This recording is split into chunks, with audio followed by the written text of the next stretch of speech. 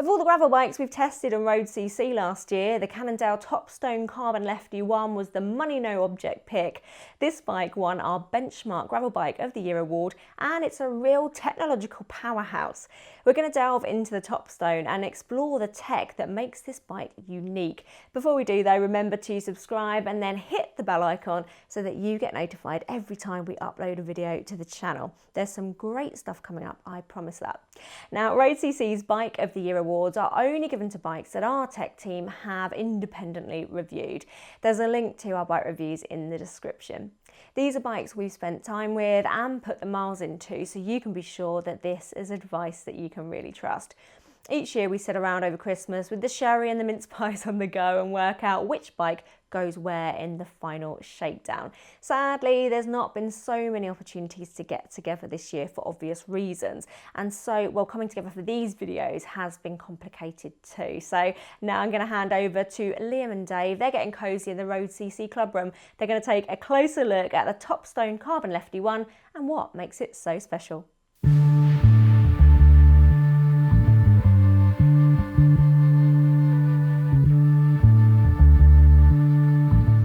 Thanks Becca, and welcome everyone to the Road CC Clubhouse. Now, we've seen a great many gravel bikes over the course of the year, and the Cannondale Topstone Lefty 1 has walked away with Off-Road CC's Benchmark Bike Award. That means it's our money no object winner. We're going to take a look at what makes it so special. So obviously the first thing to note is that this is a full sus gravel bike, and while you might not think that you need a full sus gravel bike, can't hurt, right? Off-road riding means bumpy surfaces, and adding a little bit of suspension should give you better comfort on the rough without really sacrificing speed on the smooth. Yeah, provided you do it right. And I've spent plenty of time on this bike, both on and off-road, and I'd say that Cannondale has got it spot on pretty much. I mean, you have two very different solutions here. So let's have a look at the back first. The suspension is a combination of the frame and the seat post. So there's just a single pivot there in the middle, and the rear wheel movement is achieved through flex in the stays. And Liam, you'll be glad to hear that the damping is tuned to the bike's frame size to give a similar response for different frame sizes. So little lads like you can get it as well. That is good news. Cannondale actually claims that the system offers up to 30mm of rear wheel travel. In terms of a suspension setup, it's very simple. There are no shocks or linkages here, and because of that, it's very lightweight. So Dave, you found it pretty effective on the trails? Yeah, definitely. I mean, you don't get the same level of tuning on damping control that you have with a rear shock, but we're not talking huge amounts of travel here.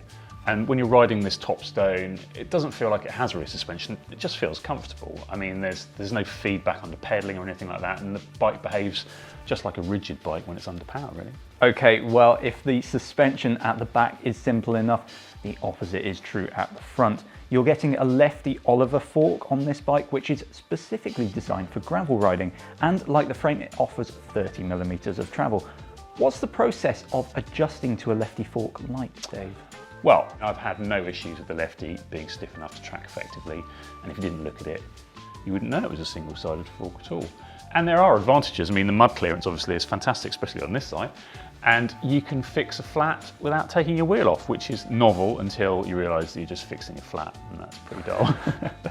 So this is proper suspension, an air-sprung unit where you can tune the spring pressure and rebound dampening to get the feel that you want.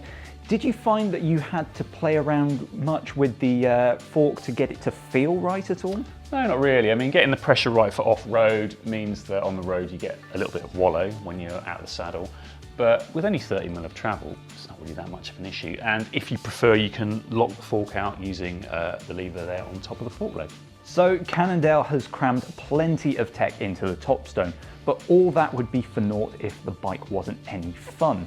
But Dave, your experience is that the bike is great to pilot over technical stuff, but doesn't lose out on the road either. Yeah, it's a really good all-rounder, this bike. It feels really well balanced. Now, the stack-to-reach ratio of this bike in the large size is 1.54, and I reckon that's just about the sweet spot. So you have a nice low position here to cover distance at speed, and on the tops, it's really good for control off-road. So Cannondale has actually opted for a slightly longer rake in the fork here, so that the front wheel sits a bit further forward. That's something they called out front steering geometry. The idea is that the bike is a bit more stable on rougher terrain. Dave, did you actually feel that? It's kind of hard to say. I mean, certainly the Cannondale felt at home on the bumpier stuff, but it's always hard to pinpoint exactly what's making the difference because everything is a variable.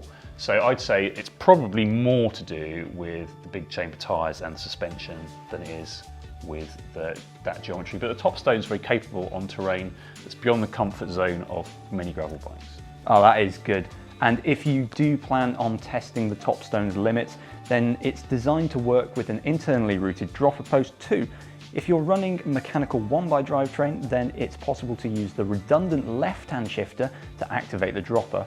With the wireless setup on this bike, that's not an option, so you'd need a separate bar-mounted lever. Let's talk about those wireless gears. With this sub 10 kg, 6,600 pound build, you get a mix of the 12-speed Eagle and the Force Road shifters with a 40-tooth single chainring.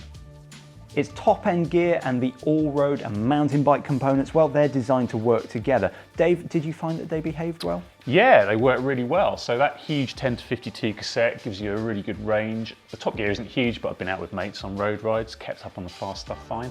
And at the other end, the 40-52 gear is tiny, so it's really good for technical stuff off-road. I mean, the trade-off for that amount of range in a 1x system is the gaps between the ratios, which are pretty big across the cassette and especially at the two ends. So sometimes those feel a bit jarring in a fast road group, but you know, on the gravel, it was never a thing I was thinking about really. You get more occupied with your line and keeping momentum, and then, you know, optimal cadence isn't the thing on your mind. One thing that's always great about electronic systems is the precision of those shifts. Yeah, and especially with big cassettes like this one. I mean, I find over 40 teeth that the mechanical setup is, you know, it needs to be very specific. But this is great, it's just plug and play, it works every time. There are no wires, of course, so it's a cinch to set up. And Cannondale's actually done quite a lot of work with this frame on the cable routing, so there's full-length internal tube inside from entry to exit, so you just poke the outer through. That's a big help on the cheaper mechanical versions of this bike. There's a few other tech features worth pointing out. So at the front end, this bike uses Cannondale's hologram save system bar. The bar and stem are actually separate units, but they're designed to look like a single unit. Yeah, so the clamp is under here and you get 8 degrees of pitch adjustment. The drop position is fairly shallow and it's easily accessible, and there's a bit of give in the bars too. With the suspension at the front, you don't really feel that so much. I did like these bars though. I mean, there's not a lot of real estate in the middle for computers and lights and stuff, but you get an integrated out front mount here that can be used to house them. And the other thing worth mentioning is that the integrated sensor on the back wheel will store up to 30 rides on its inboard memory. Now, that's going to be really good if you want to log just miles, but also it'll tell you when you need to service the bike based on the miles that you've ridden. Good. I mean, if you're spending £6 on a bike, you've probably got a GPS of some sort, but fuss-free tracking like that, you know, it might be useful to you, and it's not like you have to remember anything other than, you know, syncing the bike once a month or so. Have you used it? Can't say I have used it really, but I mean, it's there if you want it, isn't it? So any gripes with this build? Only the tyres really. I mean, they'd probably be great on a dusty summer ride, you know, but it's pretty grim out there at the moment, and there's not a lot of grip in the mud at the back, especially on the Byway 47. That's an easy swap though. The hologram 23 carbon wheels are great though. So the Topstone Carbon Lefty 1 has walked away with our Benchmark Bike Award. What is it that makes this bike the money no object choice? Well, there's a lot of tech going on in this bike, and you know, top end bikes that are pushing the boundaries like this can sometimes feel a little bit look at me, if you know what I mean. But actually, my experience of riding the Topstone was that it is just a fast and fun and capable bike, and for covering mixed terrain at speed, it's pretty hard to beat. I mean, think of something like the Dirty Reaver, so 200k of gravel against the clock. For something like that, it'd be absolutely perfect. So in this spec, it's really a bike for riding fast? Yeah, I'd say so. I mean, it has the luggage points you can see, but if you're going to load it up, realistically, if it's bike packing you want to do, then you'd be better off with the Lefty 3 build, which is £3,500. That gets the same frame and fork and still a really good transmission. Or, you know, you could use one of the Topstones with the standard fork.